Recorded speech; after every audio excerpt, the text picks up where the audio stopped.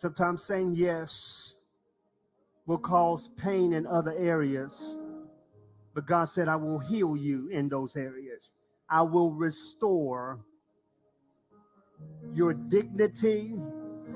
I will restore your dreams, the things that were shattered on the inside through the rejection and through the pain and through the suffering. God said, today I sent you here to receive this word of restoration for your life.